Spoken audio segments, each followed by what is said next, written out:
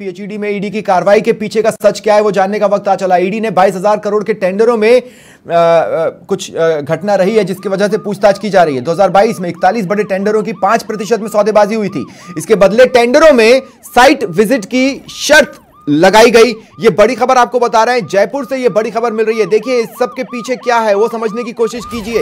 ED की कार्रवाई के पीछे का सच क्या है वो हम आपको बता रहे हैं। पीएचईडी मंत्री Mahesh Joshi, ACS PHED Subodh Agarwal, PHED मंत्री के जो दोस्त हैं संजय बड़ाया, ओएसडी संजय अग्रवाल, ये वो तमाम नाम सुनते जाइए। सीईएसपी दिनेश गोयल, सीईटीएम दिलीप गौड़, इसके अलावा सीईपी जोधपुर नीरज माथुर और साथ ही केसी कुमावत।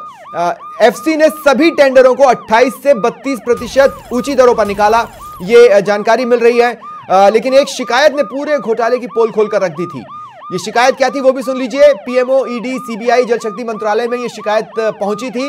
मजबूरन सीएम और सीएस के निर्देश पर एफडी को टेंडर निरस्त करने पड़े। मामले में ठेका कंपनियों से एडवांस में ही 100 करोड़ ले लिए गए थे, ये जानकारी भी मिल रही है। लेकिन काम निरस्त होने से 4000 करोड़ का घोटाला फेल हो गया। ये बड़ी खबर आपको बता रहे हैं और इस कार्रवाई के पीछे का पूरा सच अब उसी प्रकरण में ईडी अधिकारियों से पूछताछ के लिए निकली हुई है। किस के पास टेंडरों के सौदेबाजी का पैसा पहुंचा था, इस पर इसे खंगाला जा रहा है। और हमारे वरिष्ठ सहयोगी जितेंद्र जी इस वक्त मेरे साथ फोन लाइन पर जुड़ रहे हैं। किस तरह का ये पूरा मामला रहा है, किस तरह से जाल बुना गया और किस तरह से वो जाल फेल हुआ जो ईडी की एंट्री हुई है? देखिए सपनी जी, पूरा मामला है 2022 में जेजेएम के जो बड़े टेंडर थे 41 टेंडरों, उनसे जुड़ा हुआ मामला है। इन टेंडरों की सौदेबाजी हुई थी और इन टेंडरों की सौदेबाजी के लिए इन्होंने एक पैतरा निकाला था। उसके लिए कंडीशन लगाई गई इन टेंडरों में कि कैसे इन टेंडरों को मैनेज किया जाए। तो उसके लिए इन्होंने साइट विजिट करने की एक शर्त लगा दी और उस शर्त को एक्सियन से वेरीफाई करवाना जरूरी था। साइट विजिट के उसका सर्टिफिकेट देना था और वो एक्सियन, संबंधित एक्सियन से वेरीफाई होना जरूरी था। तो ये प्रकरण आरटीपीपी एक्ट का जो नियम 11 है उसका खुला उल्लंघन है, उससे टेंडर की गोपनीयता भंग होती है। लेकिन इन्होंने उन नियमों की धज्जियां उड़ाई और उस टेंडर को मैनेज करने के लिए वो शर्त लगा दी, जिसके चलते जो दूसरी कंपनियां थी, कोई भी अगर उस टेंडर में पार्टिसिपेट करती है तो उससे पहले उसको वहां फील्ड में जाकर साइट विजिट करनी होगी कि ये कौन कौन सा काम है, कहाँ का काम है, किस किस गाँव में होगा और उसका एक फिर सर्टिफिकेट देना था। तो इससे वो गोपनीयता भंग हो गई कि वही कौन कौन फर्में पार्टिसिपेट कर रही है। तो वो उन बाहर दूसरी फर्में आती थी, उनको रोक देते थे टेंडर में पार्टिसिपेट करने से, उनको वो सर्टिफिकेट जारी नहीं किया जाता था। और तो 22,000 करोड़ के टेंडरों को 17 फर्मों ने मैनेज किया और इनकी दरें आई थी करीब 28 से 45-46% अभाव पे और ये काम करीब 32% अभाव पर देने की तैयारी थी। लेकिन इसी बीच इस मामले की शिकायत पीएमओ, ईडी, सीबीआई और जल शक्ति मंत्रालय तक पहुंच गई। फिर इस मामले को लेकर वहां से पत्रबाजी हुई और पत्रबाजी हुई तो यहाँ के अधिकारी, जो एफडी के अधिकारी थे, उनके हाथ पांव फूल गए। उन्होंने इस मामले को सीएस और सीएम के संज्ञान में लाया तो उन्होंने पूरे मामले की जांच करवाई तो उन्होंने देखा कि पूरा मामला गड़बड़ी के ऊपर टिका हुआ है, ये कंडीशन लगा ही नहीं सकते। तो ऐसे में एफडी और सीएस के निर्देश के दिए कि जलदाय विभाग को कि इन सारे टेंडरों को तत्काल प्रभाव से निरस्त किया जाए, जबकि जलदाय विभाग ने उन टेंडरों को एफसी में अप्रूव कर दिया था और कार्य आदेश देने की तैयारी थी। लेकिन उससे पहले ही एफडी ने और सीएस ने उन टेंडरों को निरस्त करने के लिए निर्देश जारी कर दिए। ऐसे में वो टेंडर कैंसिल हो गए थे। उन्हीं टेंडरों को लेकर आज ईडी की टीम पूछताछ कर रही है कि वो कंडीशन लगाई किसके द्वारा लगाई गई थी, उसके खिलाफ तो क्या कार्रवाई हुई। साथ ही जो एडवांस में ठेका कंपनियों से पैसा वसूला गया था, जो लिया गया था एडवांस में, वो पैसा किस किस को मिला, इस मामले को लेकर आज सीईएसपी और उनसे संबंधित जो अधिकारी थे, उस मुख्य अभियंता कार्यालय स्पेशल प्रोजेक्ट से जुड़े हुए कई लोगों से वो पूछताछ की। उसी प्रकरण को लेकर ये पूछताछ की गई है। जी, एक शिकायत जिसने इस पूरे मामले की कलई खोलकर रख दी, वो शिकायत किसने की थी और उस शिकायत में उसने क्या यही सब कुछ बताया था जो आप बता रहे हैं? जी बिल्कुल सही है, ये वो पूरा प्रकरण वही है जो शिकायत के अंदर टेंडर जिस दिन आमंत्रित किए गए थे उसके 4 दिन बाद ये शिकायत प्रधानमंत्री कार्यालय और ईडी में पहुंच गई थी। और जब ये टेंडर खुले तो उस शिकायत का एक एक बिंदु सही पाया गया, यानी 100% सत्य था। उसी को देखते हुए सीएस और एफडी ने उस पर संज्ञान लिया गया। जो जिस टेंडर को गोपनीयता के साथ होना चाहिए था, उस टेंडर को तो होने से पहले ही उसकी रेट बाहर आ गई, उसका रेट जस्टिफिकेशन बाहर आ गया, कौन सी फर्म को काम मिलेगा, ये सारी चीजें पहले ही बाहर आ गई। तो ऐसे में ये तो एक पूरी तरह से पुलिंग का खेल है, पूरी तरह से मैनेज का खेल है, तो ये प्रमाणित हो रहा है। इस चीज को ध्यान में रखते हुए ही सीएस ने इन टेंडरों को निरस्त करने के निर्देश दिए थे और अब एफडी इस पूरे मामले को गंभीरता से ले रही है। जैसे उन्होंने इरकोन के फर्जी सर्टिफिकेट के मामले को गंभीरता से लिया। अब इन 22,000 करोड़ के टेंडरों को जो मनी लॉन्ड्रिंग हुई है, करीब 150 करोड़ से ज्यादा का मामला ये सामने आ रहा है। लेकिन हमारे पास प्रमाणित सूत्रों से जो जानकारी मिली है, 100 करोड़ से ज्यादा का लेन देन हुआ था इसमें। वो किसके पास पैसा पहुंचा, किस किस अधिकारी को पैसा मिला, क्या पीएचडी मंत्री तक वो पैसा पहुंचा था, क्या एसीएस सुबोध अग्रवाल तक ये पैसा पहुंचा था, क्योंकि सबकी मिलीभगत से ही ये टेंडर हुए थे और इन तमाम चीजों को नजरअंदाज करते हुए उन्होंने इन टेंडरों को अप्रूव कर दिया था। जी, आप मेरे साथ बने रहें। देखिए, आपने जितनी कहानी बताई है उसमें अब ये तो समझ में आ रहा है कि आखिर आईटी की एंट्री क्यों हुई है, इनकम टैक्स की एंट्री क्यों हुई है, वो तो मोटा मोटा समझ में आ रहा है, जिस पर मैं आपसे बातचीत करूंगा। लेकिन उससे पहले दर्शकों को बता दूं कि ऐसा नहीं है कि ये मामला आज सामने आया है। हमारे सहयोगी जितेंद्र शर्मा लगातार इस मामले से जुड़े तमाम अपडेट्स और तमाम ब्रेकिंग्स, जब भी एक कोई घटना होती थी वो आप तक पहुंचाते थे, फोनों के जरिए भी, ट्विटर हैंडल्स पर भी, फेसबुक जो गणतंत्र न्यूज हमारी जो समाचार प्लस की जो सोशल मीडिया टीम है वो आप तक वाया जितेंद्र शर्मा ये तमाम हलचलें पहुंचाती रही। और उसी कड़ी में ये एक बड़ी हलचल आज देखने को मिली है। देखिए, ये खुलासा समाचार प्लस ने जितेंद्र शर्मा के थ्रू ही किया था और इस वक्त भी वही तमाम बारीकियां बता रहे हैं। एक और बारीकी की तरफ मैं ध्यान दिलाना चाहता हूं जितेंद्र जी, आप बहुत अच्छे से इस बात को समझते हैं। कई तरह की फाइल्स होती हैं, हरे कलर की फाइल होती है, खाकी कलर की फाइल होती है, कुछ ऐसी फाइल्स होती है जो गत्ते वाली होती है जिसके ऊपर सफेद कलर के धागे से उसे बंद किया जाता है, और ऐसे ही एक पिंक फाइल होती है। क्या ये पिंक फाइल कोई इशारा है? आपने देखा होगा इन तस्वीरों में सुबोध अग्रवाल के घर के अंदर से एक पिंक फाइल बाहर लाई जाती है और कुछ अधिकारियों को सौंपी जाती है जो उसे बिना कुछ कहे चुपचाप लेकर सीधे गाड़ी में बैठकर रवाना हो जाते हैं। क्या ये पिंक फाइल कोई इशारा है? जी बिल्कुल, ये फाइनेंस से जुड़ी हुई फाइल है कि जो इनके रिटर्न से संबंधित पैसों के इनके अकाउंट से संबंधित फाइल है, जिसमें कि कितना लेन देन इनके अकाउंट से हुआ, इनके द्वारा क्या प्रॉपर्टियां खरीदी गई, क्या उनके दस्तावेजों से जुड़ी इनके आय व्यय के विवरण को लेकर ये फाइल है। ये इसको ईडी ने जब आईटी की टीम ने जब्त किया है, ईडी ने आईटी की टीम को मौके पर बुलाया और उनके माध्यम से आईटी को सौंपा गया है। ये इनकम टैक्स की टीम को, ये हमारे सूत्रों से जानकारी मिली है कि ईडी ने ही इनकम टैक्स के अधिकारियों को मौके पे बुलाया था, क्योंकि जो उनकी इनकम थी और जो उनके द्वारा असेट्स बनाए गए उसमें काफी अंतराल आ रहा है। तो ये पैसा कहां से आया, अब इसकी जांच आईटी की टीम, उसी के बाद ये खुलासा होगा कि पैसों का लेन देन का जो कमीशन का पैसा है क्या एसीएस सुबोध अग्रवाल तक भी पहुंचा है। ये सारी चीजें उसके बाद खुलासा होगा। जी बिल्कुल, फिलहाल तो इस आवाज से ये फाइल बाहर लाई गई है और जैसा कि आप बता रहे हैं फाइनेंस से जुड़ी ये पिंक कलर की फाइल होती हैं जो कि अमूमन रखी जाती हैं। हर प्रकार की रंग की फाइल का अलग अलग मकसद होता है और उसी में से ये पिंक फाइल जो कि सुबोध अग्रवाल की आवाज़ से मिली है, वो फाइल इनके आवाज़ पर कर क्या रही थी, वो कार्यालय में क्यों नहीं थी, ये तमाम वो सवाल हैं जो शायद सुबोध अग्रवाल से ईडी की टीम पूछताछ के दौरान पूछे। आईटी की एंट्री जितेंद्र जी क्या बताती है? आईटी की एंट्री क्या ये नहीं बताती है कि बंदरबाट हुआ है, और अगर बंदरबाट हुआ है तो वो किस किस लेवल पर और किस किस तक गया होगा, ये भी अब जांच का बिंदु बन जाएगा? बिल्कुल सही है कि जो इनकम टैक्स की टीम पहुंचे तो जरूर पैसों का लेन देन सामने आया है और उसी की प्रमाणिकता के लिए ईडी की टीम ने आईटी की टीम को बुलाया है। और वो इस सारी चीजों को, क्योंकि आईटी जो आय व्यय का विवरण होता है रिटर्न के माध्यम से, वो सारी चीजें कि गवर्नमेंट से कितना इनको मिला, प्राइवेट एसेट्स अगर इनका कुछ चल रहा है तो उससे इनको कितनी आय हुई है, उन तमाम चीजों को जोड़कर ये देखा जा रहा है। लेकिन सबसे बड़ी चीज इसमें स्वप्निल जी, मैं एक और बात बताना चाहूंगा कि जो इनकी पत्नी है रोली अग्रवाल, वो रेवेन्यू सर्विसेज से ही है। तो हालांकि वो इन चीजों को इनको पूरी इनकी पहले से जानकारी थी और सूत्रों से ये भी जानकारी मिली है कि सुबोध अग्रवाल को पहले से ही जानकारी मिल गई थी कि ईडी की टीम कभी भी उनके ऊपर कार्रवाई कर सकती है। इसलिए पिछले एक सप्ताह से वो विभाग के अधिकारियों से उनके द्वारा जो जितने भी टेंडर अप्रूव किए गए उनको लेकर वो जवाब तैयार करवा रहे थे, जिस चीज में क्या सवाल उठा सकती है ईडी की टीम और उन पर क्या टेक्निकल जवाब हो सकता है, ये तमाम जवाब उनके द्वारा तैयार करवाए जा रहे थे।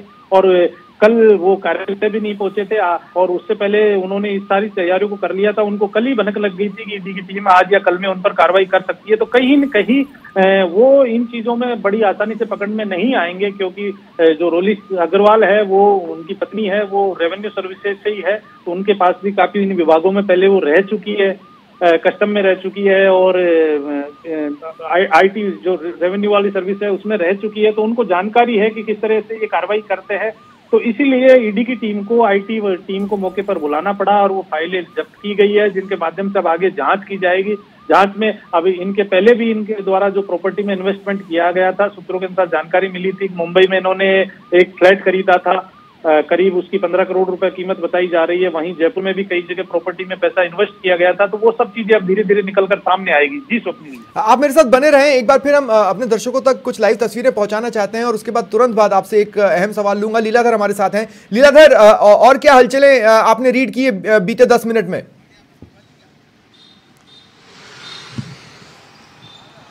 जी स्वप्निल, आपने बिल्कुल सही कहा। यहाँ पे जो दृश्य है, नज़ारा, वो देखने लायक बन रहा है, क्योंकि यहाँ पे कुछ संदेह की स्थिति में, मीडिया की संदेह की स्थिति में रह रहे हैं। कुछ लोगों का यहाँ पर आना है, जाना देखा जा रहा है, तो ऐसे में लग रहा है कि कहीं ना कहीं संदेह की स्थिति में लग रहा है, क्योंकि जो बंटनदारी हुई है इसमें ठेकेदारों का मामला देखा जा रहा है, पैसों का लेन देन को लेकर। क्योंकि कहीं ना कहीं ऐसा लग रहा है कि ऐसे जो सुबोध अग्रवाल का निवास तस्वीरें दिखाते हैं लीलाधर। इस वक्त देखिए, सारा सेंटर ऑफ अट्रैक्शन जो है ना, वो ग्राउंड जीरो पर वो आवास ही है जिसके अंदर बाहर हलचलें हो रही हैं। आप वो दिखाते रहें और अपने जवाब को जारी रखें। जी जी बिल्कुल स्वप्निल, बिल्कुल मैंने सही बताया आपको कि यहाँ तक कि यहाँ पे जो भी व्यक्ति आ रहा है वो संदेह के दायरे में लग रहा है, क्योंकि मीडिया से दूरी बनाए रखना है। और यहाँ पे अभी आपने कुछ देर पहले देखा हो, यहाँ पे दो एक व्यक्ति जो 4th क्लास के रूप में है, वो लोग भी आए हैं, वो अब संपर्क करें अंदर के लोगों के अंदर, क्योंकि ऐसा लग रहा है कि सब संदेह के दायरे में है, क्योंकि ठेकेदारों का मामला है, पैसे के लेन देन का मामला है, पूरा लूट खसोट का मामला से देखा जा रहा है। तो इसमें लग रहा है कि कहीं ना कहीं अपनी फाइल को बचाने के लिए, अपने अधिकारियों, अपने ठेकेदारों को बचाने के लिए ऐसा कुछ हो सकता है। तो ऐसे में कई लोग आ रहे हैं, तो हालांकि वो मीडिया से दूरी बना रहे हैं, परंतु उनका बहाना बना रहे हैं कि हम खाना देने के लिए आ रहे हैं, खाना पूछने के लिए। जब हालांकि जब पुलिस अधिकारी की ओर से, ईडी की ओर से अंदर खाना एक प्रकार से मंगाया जा चुका है, फूड पैकेट जा चुके हैं, तो ऐसे हालात में फिर ये व्यक्ति जो यहाँ पर आ रहे हैं, उनका क्या रोल है? तो ऐसे में वो भी संदेह के दायरे में देख रहा है कि कहीं ना कहीं वो ठेकेदार के व्यक्ति तो नहीं है, क्योंकि आम पब्लिक के आप भी जानते हैं, एक आम नागरिक, एक जनता की एक शक्ल नहीं होती, एक नाम नहीं होता। तो कहीं ना कहीं ऐसे सभी संदेह के दायरे में जो मीडिया कर्मी, उन सब में भी एक जिज्ञासा रहती है कि भाई कौन व्यक्ति है, क्या है। तो ऐसे हालात देखने को मिल रहे हैं यहाँ पे पीछे 1 घंटे के अंदर कि लोगों का आना जाना स्टार्ट हो रहा है। और अंदर तो की तरफ परिवार की तरफ से सिर्फ एक बार सुबोध अग्रवाल ही नजर आए आपको छत पर टहलते हुए, है ना लीलाधर?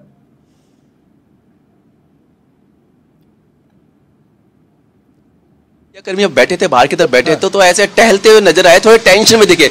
तो कहीं ना कहीं ऐसे लग रहा है कि उन पे जो पूछताछ का दायरा है वो बढ़ रहा है। जैसे जहाँ पर इनकम टैक्स की एंट्री हुई है, तो ऐसे में जो दायरा है ईडी का, इनकम टैक्स, दोनों मिलकर कार्रवाई की गई। अभी जो अधिकारी ने पिंक कलर के फाइल लगे, तो उसमें लग रहा है जैसे हम आम भाषा में बात करें, रेड सिग्नल का मतलब होता है रोको, या ग्रीन सिग्नल। तो ऐसी फाइल का नजारा देखने को मिल रहा है कि कहीं ना कहीं कार्रवाई पे कुछ और लगाम लगने की आवश्यकता है, कुछ और इस पे ढूंढने की आवश्यकता। हमारे वरिष्ठ सहयोगी जितेंद्र शर्मा लगातार हमारे साथ बने हुए। जितेंद्र जी, देखिए क्या होता है ना, आप भी इस बात को बहुत अच्छे से समझते हैं और हम भी इस बात को काफी समय से देख रहे हैं कि सरकारी नियम ही झोल करने की इजाजत भी दे देते हैं और सरकारी नियम ही बचने का रास्ता भी बना देते हैं और सरकारी नियम ही फंसा भी देते हैं। इन सबका घालमेल यहां पर हमें देखने को मिल रहा है। अब मेरा सवाल जो आपसे यह है, ईडी ऐसे ही डायरेक्ट नहीं पहुंचती, 3rd स्टेप होता है जब वो किसी के पास पहुंचकर पूछताछ करना शुरू करती है या इस तरह से दबिश देती है। ये 3rd स्टेप इस वक्त चल रहा है। इसकी नौबत नहीं आती अगर जवाब फॉर्मुलेट कर ईडी तक पहुंचा दिया जाता है, या फिर इसकी नौबत बाद में आती, लेकिन जवाब तो ईडी तक गए ही नहीं है। जी बिल्कुल सही कहा आपने सुनील जी की जो ईडी की कार्रवाई थी, पिछले 6 महीने से ईडी के पास में ये मामला पहुंचा था, तब से ईडी इस प्रकरण पे पीछे लगी हुई है। और ईडी ने जो पहले इरकॉन से जुड़े मामलों के दस्तावेज जुटाए, उस मामले पर लेकर ईडी कार्रवाई कर रही है। पूछताछ की लंबे दौर की करीब 1 दर्जन इंजीनियरों से और 3-4 प्राइवेट जो दलाल थे इन पूरे प्रकरण में, उनसे पूछताछ की। अब ये 22,000 करोड़ से जुड़े हुए टेंडरों के मामले में ईडी ने पहले सारे दस्तावेज जुटाए हैं और उसके बाद अब ईडी ने पहले जलदाय विभाग के अधिकारियों के कार्यालयों पर छापा मारा और उनसे पूछताछ की। और उसके बाद में दूसरी टीम गांधीनगर स्थित एसीएस के कार्यालय घर पे पहुंची, निवास पर, और वहां वो पूछताछ कर रही है। और सुबह से ही ये करीब 7:30 बजे से ये कार्रवाई शुरू हुई थी, तब से चल रही है लगातार ईडी की टीमें। उनका सवाल वही है जो सूत्रों से हमारे सामने आया। अब तक जो जलदाय विभाग के चीफ इंजीनियर स्पेशल प्रोजेक्ट से सवाल किया गया था, वही तमाम सवाल इन्हीं अधिकारियों से पूछे जा रहे हैं कि आखिरकार इन टेंडरों में साइट विजिट की शर्त लगाई तो किसने लगाई, क्यों लगाई? किसके कहने पर लगाई? और इस शर्त को लगाने के पीछे क्या खेल हुआ, कितने में सौदेबाजी हुई थी, कितना प्रतिशत कमीशन मिला, एडवांस में जो पैसा लिया था वो किस किस के पास पहुंचा, किसके माध्यम से पहुंचा, वो कितनी राशि थी, और मीडिएटर कौन था? हाँ, मीडिएटर वो सारे सवाल जो ईडी के हैं वो आज भी स्टैंड कर रहे हैं और वो उन्हीं सवालों को लेकर पूछताछ कर रही है। लेकिन हमने पिछले सप्ताह एक बड़ा खुलासा किया था कि 2 सरकारी गवाह वो इस पूरे खेल का उन्होंने पर्दाफाश कर दिया और अब ईडी को मजबूती के लिए खास ईडी के हाथ वो जो एक बहुत अच्छी चीज लग गई है कि उनको वो पूरे कैसे प्रकरण शुरू से स्टार्ट हुआ और अब तक का उन्होंने पूरा विवरण उन सरकारी गवाहों के माध्यम से उनके सामने आ गया। तो अब वो उनसे कड़ी से कड़ी जोड़ रही है। अमूमन जो कमीशन बनता है या जो कट बनता है वो कितना होता है और इस केस में क्यों संदेहास्पद बन रहा है ये कमीशन वाला एंगल? देखिए स्वप्निल, ये पूरा मामला है टेंडरों की सौदेबाजी का। हाँ। अमूमन इसमें कोई कमीशन नहीं होता है। हाँ, अगर नॉर्मली रूटीन की प्रक्रिया में टेंडर होता है तो टेंडर होने के बाद में कमीशन का खेल शुरू होता है जो अधिकारियों के स्तर पर सबका अलग अलग निर्धारित है। वो एक परिपाटी बन गई, उसको लेकर कोई इतने बड़े सवाल उठते भी नहीं है क्योंकि वो सिस्टम का पार्ट, यूं कह सकते हैं सिस्टम का पार्ट हो गया। लेकिन इस जो 22,000 करोड़ के जेजेएम के टेंडर थे, ये टेंडर इसीलिए पेंडिंग हुए कि इनकी सौदेबाजी में ये 1 साल का टाइम निकल गया। इन टेंडरों की सौदेबाजी, पहले दौर की सौदेबाजी हुई तो वो बीडी कल्ला जी के टाइम पे भी ये मामला आया था सामने, तो तब टेंडर लग ही नहीं पाए ये। और ये जनवरी 2021 में स्वीकृत हुए टेंडर थे जो जिनकी एंड अप निकल गई थी, जिनकी स्वीकृति मिल गई थी, उनके टेंडर निकले मई 2022 में। यानी जो 18 महीने बाद में टेंडर लगते हैं तो वो सौदेबाजी में 18 महीने का समय निकल गया। और जब टेंडर लगे मई 2022 तब वो टेंडरों की सौदेबाजी 5% कमीशन में हुई थी कि अगर हम 30% से अबव दरों पर ये काम ठेका फर्मों को देंगे तो उसके बदले ठेका फर्में 5% कमीशन देगी। वो कमीशन की ही जांच कर रही है ईडी की टीम में कि ये कमीशन किस किस के लिए कितना कितना निर्धारित हुआ था, इसमें मंत्री का कितना पहुंचना था, मंत्री से ऊपर भी जाना था तो वो किस किस के पास जाना था, एसीएस को कितना मिलना था, चीफ इंजीनियर स्पेशल प्रोजेक्ट को कितना मिलना था, बाकी फिर जो नीचे के अधिकारी कार्यालय है, एडिशनल चीफ इंजीनियर कार्यालय है, एचपी कार्यालय है, उसमें कितना पैसा पहुंचना है, ये तमाम चीजें थी। उसी को लेकर ईडी सवाल कर रही है और उसी पर अब ये ईडी कार्रवाई है क्योंकि ईडी के हाथ वो सबूत लग चुके हैं। अब खेल तो हुआ है, अब इस खेल में कौन कौन इन्वॉल्व है बस ईडी उसकी जांच कर रही है। जी सर। हाँ, आप मेरे साथ बने रहें, सहयोगी लीलाधर भी हमारे साथ लगातार बने हुए हैं। लीलाधर, देखिए आप कुछ भी कहें, मेरा सबसे ज्यादा इंटरेस्ट इस वक्त जो इन तमाम लाइव तस्वीरों में रहा है वो इसी बात पर रहा है कि वो जो पिंक कलर की फाइल बाहर आई उसमें क्या है। इस पर जानकारी अभी फिलहाल तो सामने आ नहीं सकती, लेकिन इसके अलावा भी क्या अंदर से और भी सामान बाहर खड़े अधिकारियों को सौंपे गए इस फाइल के अलावा, या ये फाइल एकमात्र ऐसी चीज रही है जो अब तक IT के अधिकारियों को या अन्य अधिकारियों को अंदर से बाहर भिजवाई गई है? नहीं स्वप्निल, अभी तक ऐसा कुछ नहीं है कि मैं आपको बताना चाहूँगा। अंदर से ऐसा कोई इनपुट नहीं बाहर आया कि इनकम टैक्स के अधिकारी के अलावा कि यहाँ से कोई फाइल बाहर गया, ऐसा कोई फाइल वाले बाहर नहीं है। परंतु यहाँ पे जो लोग आ रहे हैं वो संदेह के दायरे में लग रहे हैं। सामने जो रेस्टोरेंट है उसमें कुछ लोग रुकते हैं और उनकी निगाह सारी बंगले पर रहती है। अब वो जागरूकता का मामला देख लीजिए चाहे उत्साह का मामला देख लीजिए, क्या मामला? लीलाधर, सामने का रेस्टोरेंट उस तरफ कैमरा घुमा दे, दिखा दे एक बार। सरकार की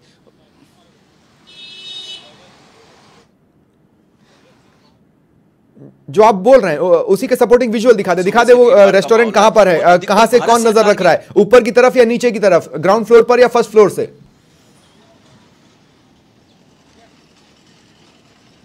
जी मैं बताना चाहूंगा, जो यहाँ पे कान्हा रेस्टोरेंट बना है यहाँ पे सी स्कीम के अंदर, इनके बंगले के बाहर है। तो यहाँ पे आने वाले लोग हैं जो उनकी निगाह हमेशा सुबोध अग्रवाल के बंगले पे है। तो ऐसा संदेह के दायरे में, मीडिया कर्मियों के संदेह के दायरे में लग रहा है कि कहीं ना कहीं ऐसा लगता है कोई ठेकेदार है या इनके कोई मिलने वाले हैं जो संपर्क करना चाहते हैं या मीडिया कोई दूरी मतलब आप ये कह रहे हैं जो मीडिया कर्मी आपस में बात कर रहे हैं उसका लब्बुलुआब ये है कि भाई वहां पर कोई आकर इधर नजर रख रहा है, आप ये कह रहे हैं?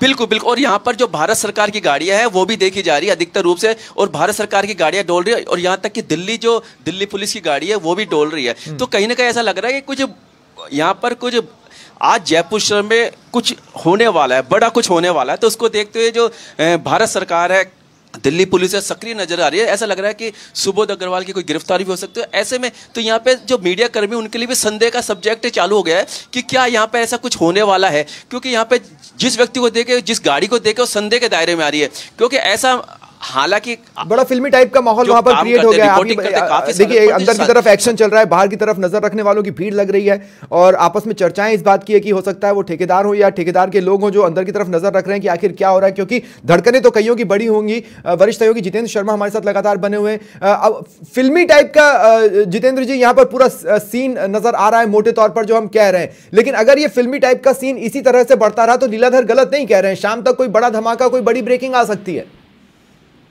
जी बिल्कुल सही कहा आपने, क्योंकि ईडी का मकसद ही यही है कि जो इस खेल के पीछे जो बड़ा मोटा लेन देन हुआ है उसमें कौन लोग लिप्त है। जैसे ही ईडी के हाथ वो चीज लगेगी वो इस मामले में आगे का कदम उठाएगी। लेकिन सबसे बड़ी चीज ये बता दूं, जो आप कह रहे थे अभी, हमने ये जो पिंक कलर की फाइल है, हाँ। ये इसका सूत्रों से जानकारी मिली है कि इस फाइल को लेकर ये है कि जो मैंने पहले भी कहा था, जो रोली अग्रवाल है, सुबोध अग्रवाल की पत्नी है, वो आईआरएस सर्विस से है और ये फाइल यहाँ कार्यालय पे थी, मतलब इनके निवास पर थी। कार्यालय की फाइल है जो निवास पर क्या कर रही थी, तो उसका कुछ अधिकारियों द्वारा यह जवाब भी दिया गया है कि वो मैडम आज सीएल पे थी और उनकी जरूरी फाइल थी, उसको साइन करने के लिए घर भेजा गया था, वही फाइल लेने के लिए आए हैं। तो कहीं न कहीं किसी न किसी रूप में हम कहा जा सकता है कि इस पूरे प्रकरण में ईडी को कुछ ऐसा मिला है कि उन्होंने इनकम टैक्स की टीम को मौके पे बुलाया है, वो फाइल उनको दी है, तो या तो कोई जांच के लिए वो फाइल दी गई है। लेकिन कुल मिलाकर अगर इस पर्दे के पीछे की सच्चाई में जाया जाए तो जेजेएम के टेंडरों में जो बड़ा फर्जीवाड़ा हुआ है, आप भी समझते हैं कि बिना ऊपर के इशारे पे, बिना ऊपर की मिलीभगत के नीचे के अधिकारी कोई भी इतना बड़ा खेल नहीं कर सकते।